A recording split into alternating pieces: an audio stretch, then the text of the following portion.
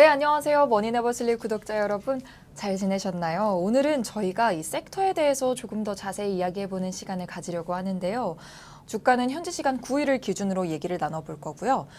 현지 시간 9일 3대 증시가 모두 내렸습니다. 거의 모든 섹터가 하락을 했고요. 이 OTT가 예외였는데요.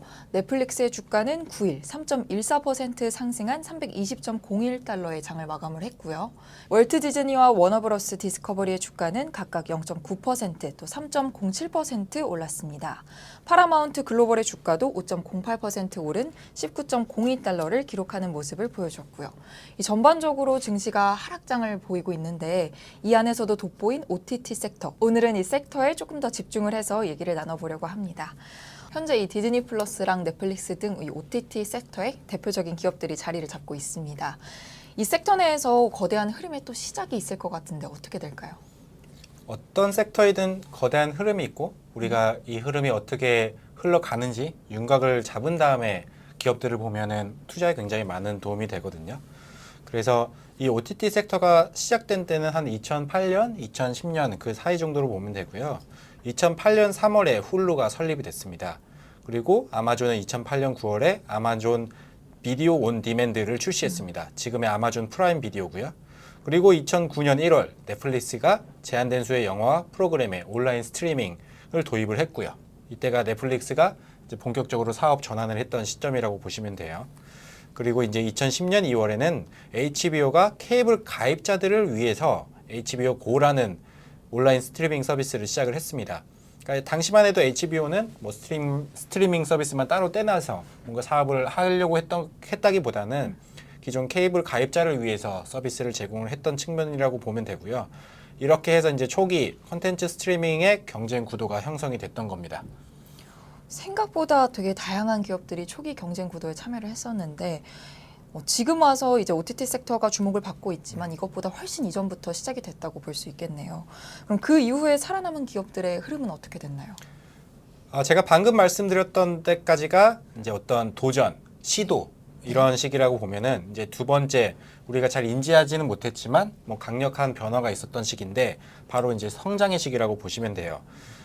이제 2008년과 2010년에 시작된 이런 OTT의 경쟁이 이제 넷플릭스가 매우 강하게 성장을 한 거죠. 그래서 이 시장을 혼자 독식하다시피 하는 그런 입지에 올라갔고 비슷한 시기에 시작했던 경쟁사들은 이제 좀 그렇게 좀 두각을 나타내지 못했었어요. 그리고 이제 이렇게 굉장히 이례적인 성공을 거둔 넷플릭스를 보면서 월트 디즈니랑 애플이 우리도 해야겠다라고 판단을 한 거고요. 그래서 그러면 이 월트 디즈니랑 애플은 좀 비교적 이후에 참여를 하게 된 건가요? 그렇죠. 본격적으로 시작한 시기는 넷플릭스보다는 한참 뒤라고 보시면 되고 그래서 이 두 기업은 2019년 11월에 각각 디즈니 플러스와 애플 TV 플러스를 공개를 했습니다. 그리고 조금 뒤인 2020년 7월에는 MBC 유니버설이 피콕을 선보였고요.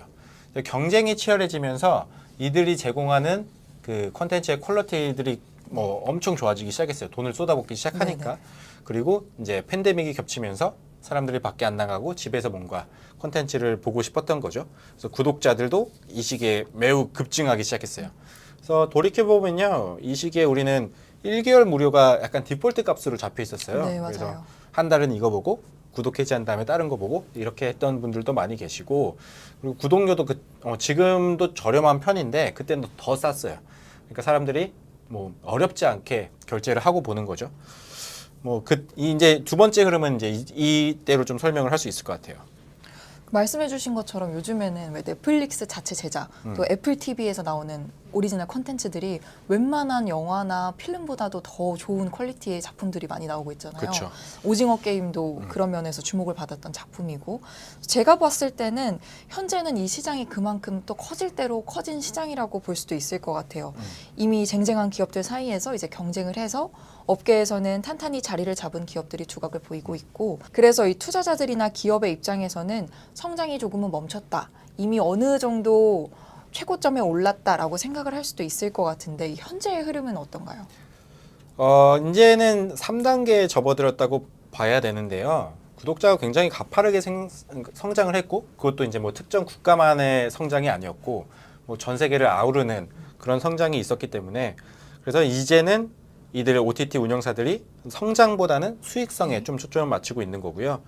그래서 이제 뭐 이들 기업들이 뭐 구독료를 높이거나 아니면 광고를 도입하거나 아니면 뭐 이제 오리지널 콘텐츠 아까 말씀하셨듯이 뭐 그런 데 들어가는 제작 비용을 어떻게 하면 좀 더 비용 효율적으로 가져갈 수 있을지 이런 것을 고민하면서 수익성을 챙기기 시작을 한 거죠. 네. 이제 성장 시기를 거치면서 이제 독과점이라고 부를 수도 있고 아니면 경쟁 구도가 이제 확실히 자리를 잡았죠. 그렇죠. 넷플릭스, 월트 디즈니, 디즈니. 애플, 뭐 아마존 뭐 이런 애들이 이런 기업들이 이제 2023년에는 최적화된 비즈니스 모델을 만드는 그런 시기를 거칠 것으로 보고 있습니다. 네, 그러면 이렇게 전반적인 OTT 섹터에 대해서 한번 쭉 훑어봤는데 이 초기에 경쟁에 참여도 했고 또 지금까지 자리를 잡은 이 넷플릭스에 대해서 주목을 또 안 해볼 수가 없을 것 같아요. 이 팬데믹 기간에 사람들이 안에 있으면서 넷플릭스 몰아보기 이런 게 유행이 되기도 했었고 하면서 쭉 인기를 얻어왔었잖아요. 그런데 이런 넷플릭스가 이제는 좀 지속적인 구독자 감소를 겪을 것이다. 이런 예상들이 있었는데 어떤가요? 이제 넷플릭스를 본다라는 게 거의 뭐 대명사처럼 쓰이잖아요. 뭐 영화를 본다, 집에서 뭐 OTT를 본다를 이제 넷플릭스 본다라고 이야기를 많이 하는데 그렇죠. 이제 올해 굉장히 큰 일이 있었어요.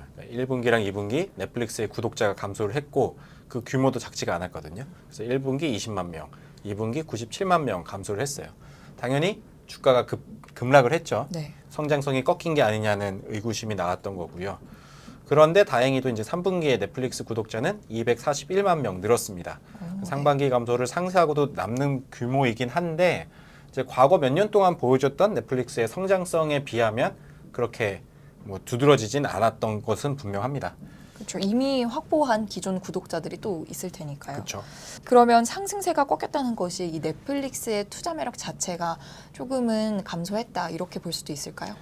이제 아까 흐름을 보셨듯이 이제 2단계 성장의 단계를 넘어서서 이제 수익성을 확보하는 단계로 넘어왔기 때문에 이제 우리가 봐야 될 포인트가 좀 바뀌었다고 보시면 네. 돼요. 이제 과거에는 얼마큼 빨리 크느냐가 넷플릭스의 가치를 이끌었던 반면에 이제는 얼마큼 돈을 벌어들일 수 있느냐가 관건인 거죠. 그래서 넷플릭스의 투자 매력이 상실된 건 아니고요. 그래서 이제 12월 9일에 웰스파고의 스티븐 칼이라는 애널리스트가 넷플릭스 목표 주가를 300달러에서 400달러로 높였어요. 네. 그래서 이제 그러면서 한 얘기가 가입자 증가와 성장성이 둔화되는 혼란의 시기를 보낸 뒤에 넷플릭스가 화살통에 있는 모든 화살들을 사용하고 있다라고 이야기를 한 거예요. 이제 뭔가 다시 모멘텀을 만들기 위해서 다양한 전략을 하고 있다는 그런 의미거든요. 에디터님이 보시기에는 그 화살통에 있는 화살들이 구체적으로 어떤 걸 의미한다고 생각하시나요? 저는 한 4가지 정도로 구분해 볼 수 있을 것 같은데요. 일단 첫 번째 화살은 뭐 다들 알고 계실 광고 기반 구독 플랜입니다. 네. 영어로 보면은 Advertising Based Video On Demand, 그래서 AVOD라고 하거든요. 네. 그래서 이제 이거는 뭐 구독료를 내면 좀 저렴한 구독료를 내면은 이제 우리가 광고를 봐야만 하는 그런 구조고요. 그래서 이거를 통해서는 광고로 매출을 낼 수가 있어요. 넷플릭스가. 네. 그리고 이제 그 요금제가 다운됐으니까 구독자도 더 늘어날 수 있는 여지가 생긴 거죠. 그리고 이제 두 번째 화살은 계정 공유 차단입니다. 아, 네. 이제 뭐 한창 경쟁이 치열했을 때 넷플릭스 나오고 뭐 디즈니 플러스 나오고 뭐 이랬을 때 이제 계정 하나로 여러 명이 공유하면서 보는 현상이 되게 널리 퍼졌거든요. 맞아요. 그 커뮤니티 같은 것만 맞아요. 봐도 구독료를 이제 1인의 구독료를 내면서 4명이 나눠내는 뭐 이런 사람들을 모집하는 경우도 저도 맞아요. 다수 봤거든요. 그렇죠. 그런 걸 아예 기반으로 삼아서 비즈니스 모델까지 나올 정도였으니까 굉장히 이제 그 한 개의 계정으로 여러 명, 특히 가족들은 많이 나눠 보기로 했고요. 근데 이제 이거를 차단을 하려고 하는 거예요. 그래서 뭐 계정, 비밀번호의 공유를 막아서 실질 구독자당 수익성을 높이려고 하는 거죠. 실제로 한 명이 볼 때 넷플릭스가 벌어들이는 돈이 얼마냐 이거를 이제 계산하기 시작했다는 거고요. 네. 다른 두 개의 화살을 더 살펴보면 이제 추가적으로 구독료 인상을 또 할 수 있겠죠. 네. 뭐 이걸 통해서 수익성 또 한번 개선시킬 수 있고 여기서 볼 수 있는 포인트가 구독료를 국가별로 좀 상이하게 가져가면서 최적화시킬 수가 있어요. 네네. 이를테면은 좀 소득 수준이 낮은 국가에서는 좀 저렴하게 가더라도 네. 아니면 뭐 유럽이나 미국에서는 또 한 번 더 올릴 수도 있고 그래서 이제 국가마다 최적화된 가격과 그런 여러 가지 플랜들이 뭐가 있느냐 이런 거를 좀 2023년에는 더 정밀하게 보지 않을까 이런 생각이 들고요. 그리고 이제 마지막 화살로 볼 수 있는 게 오리지널 콘텐츠의 제작 비용을 낮추는 거죠. 네. 쉽게 보면 미국에서 영화나 시리즈를 만들면 돈이 많이 들어요. 네. 인건비도 비싸고 뭐 개런티 같은 것도 되게 높으니까요. 근데 상대적으로 뭐 한국 아니면 뭐 동남아 뭐 이런 데에서 만들면 훨씬 낫죠. 근데 이제 넷플릭스가 한국 콘텐츠에서 굉장히 큰 성공을 뭐 맞아요. 여러 번 맛봤잖아요. 뭐 애플도 마찬가지고. 그러면서 이제 우리가 어떻게 하면은 전 세계에 퍼진 우리 구독자들에게 최적화된 콘텐츠를 가장 저렴하게 제공할 수 있는지에 대해서 또 고민을 하게 될 수밖에 없습니다. 그런 면에서 이제 오리지널 콘텐츠 자체에 아시아 콘텐츠가 차지하는 비중도 굉장히 늘어난 것 같아요. 네, 저도 이게 더 늘어나지 않을까 싶어요. 그래서 미국 중심의 콘텐츠가 좀 더 다양한 문화 기반의 콘텐츠로 확산이 되는 기점에 서 있다고 볼 수 있을 것 같아요. 그래서 이제 앞에서 공유했던 그 애널리스트의 코멘트를 좀 하나 더 공유를 하면, 칼 애널리스트는 광고, 계정 공유 차단, 그리고 AVOD 출시 이후에 광고가 없는 구독 플랜이죠. SVOD의 낮아진 가격과 사용자 이탈도 낮아졌고요. 이 덕분에 2023년 넷플릭스의 매출은 7% 정도 성장할 수 있을 것으로 본다고 밝혔거든요. 이제 여기서 이제 넷플릭스 입장도 한번 살펴보면 좋은데요. 네. 이제 10월 18일에 실적 발표를 했었어요. 3분기 실적 발표를 했고, 당시에 넷플릭스는 우리는 상위 핵심 지표로 매출에 집중하고 있다. 여기서 이제 중요한 게 매출이라는 거고 구독자가 아니라는 거죠. 그래서 2023년에 특히 이 지표는 더 중요할 것이라고 전했고요. 여기서 구독자는 수익 성장의 한 요소일 뿐 광고와 유료 공유에 대한 정책, 그러니까 여기는 이제 계정 공유 단속을 의미하고요. 네. 이 두 개가 새로운 수익 흐름을 만들어가고 있다고 설명했습니다.